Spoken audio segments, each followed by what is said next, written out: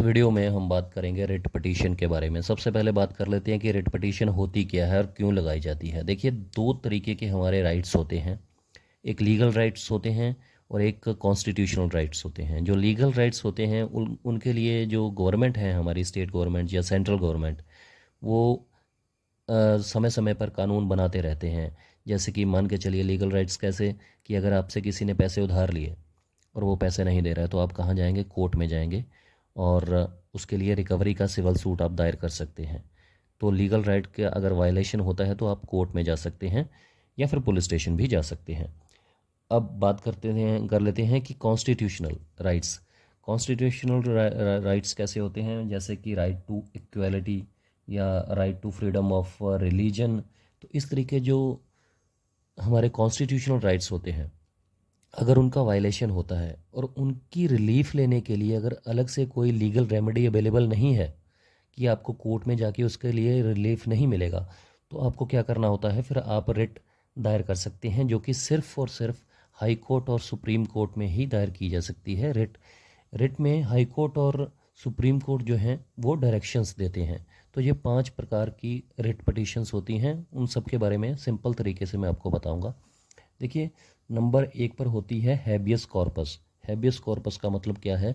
कि किसी की बॉडी को पेश किया जाए। कहने का मतलब ये है कि अगर किसी को गलत तरीके से डिटेन किया जाता है पुलिस के द्वारा, मतलब बंदी बनाया जाता है गलत तरीके से, इलीगल तरीके से, तो आप हैबियस कॉर्पस के अंतर्गत जो है रिट दायर कर सकते हैं हाई कोर्ट या सुप्रीम कोर्ट में।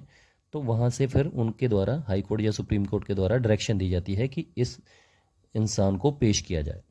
नंबर सेकंड क्या है? नंबर सेकंड है मैंडेमस रिट।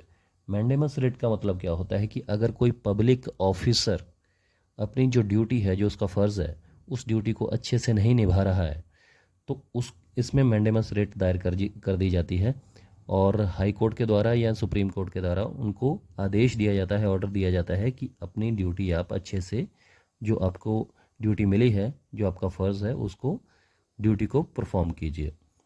नंबर थर्ड पर है रिट ऑफ प्रोहिबिशन। अगर सरकार को या फिर किसी पब्लिक ऑफिसर को कुछ काम करने से रोकना हो या लोअर कोर्ट्स को काम कर कोई डायरेक्शन देनी हो, किसी काम को रोकना हो, तो रिट ऑफ प्रोहिबिशन लगा सकते हैं। नंबर फोर्थ पर है सर्चुररी। सर्चुररी जो रिट होती है उसमें क्या किया जाता है कि लोअर कोर्ट्स का जो रिकॉर्ड है वो हाई कोर्ट और सुप्रीम कोर्ट के द्वारा मंगवाया जा सकता है रिव्यू करने के लिए, कि जो उन्होंने जजमेंट्स दी हैं, जो फैसले किए हैं, वो सही हैं या गलत हैं। तो उनके रिकॉर्ड को मंगवाया जाता है इस रिट में। नंबर फिफ्थ और लास्ट पर है क्यू वारंटो। अब क्यू वारंटो क्या होता है? देखिए, अगर कोई पब्लिक ऑफिसर अपने ज्यूरिसडिक्शन से बाहर जाकर कोई काम करता है, मतलब जो उसका राइट नहीं है, जो उसका अधिकार नहीं है, फिर भी वो ऐसा कोई काम कर देता है जो उसको नहीं करना चाहिए, जो उसकी ड्यूटी नहीं है और जो उसका अधिकार भी नहीं है, तो क्यो वारंटो रिट लगा सकते हैं आप। और उसमें हाई कोर्ट और सुप्रीम कोर्ट से ये पूछा जाता है कि आपने ये काम कैसे किया, तो इसमें डायरेक्शन दी जाती हैं। तो ये 5 तरीके की रिट पटिशन्स होती हैं। लेकिन एक बात मैं आपको क्लियर कर दूं कि रिट पटिशन हर मामले में हम नहीं लगा सकते। अगर उसके लिए अलग से कोई लीगल रेमेडी अवेलेबल है, यहाँ पर आप लोअर कोर्ट्स में जा सकते हैं, तो वहाँ पर आपको रिट पटिशन लगाने का अधिकार नहीं है। रिट पटिशन आप सिर्फ और सिर्फ तभी लगा सकते हैं जब उसके लिए कोई अलग से लीगल रेमेडी अवेलेबल नहीं है।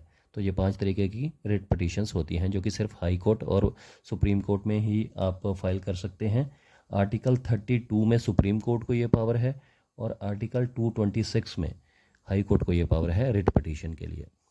तो उम्मीद करता हूँ क्लियर हो गया होगा, क्योंकि बिल्कुल सिंपल तरीके से, सिंपल शब्दों का यूज़ करके मैंने आपको समझाने की कोशिश की है। अगर फिर भी कोई क्लैरिटी चाहिए आपको या कुछ डिस्कस करना है तो प्लीज़ कमेंट ज़रूर कीजिएगा। ये वीडियो कैसी लगी इस पर भी कमेंट कीजिएगा और लाइक और शेयर कर दीजिएगा। नेक्स्ट वीडियो में ऐसे ही बात करेंगे किसी और टॉपिक पर जुडिशरी से रिलेटेड। तो चैनल को सब्सक्राइब कर लीजिए और कमेंट कीजिए। शुक्रिया, धन्यवाद।